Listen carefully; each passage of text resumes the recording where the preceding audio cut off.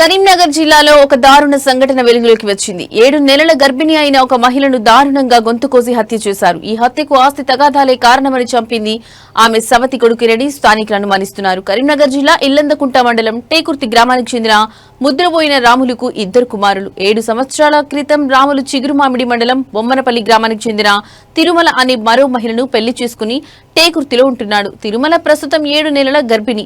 ఆమె ఒంటరిగా ఉన్న సమయంలో ఈ హత్య జరిగింది. కొద్ది రోజులుగా రాములు 2 భార్యల మధ్య గొడవలు జరుగుతున్నాయని సమాచారం. మొదటి భార్య కొడుకే ఈ హత్యకు పాల్పడి ఉంటాడని పోలీసులు భావిస్తున్నారు.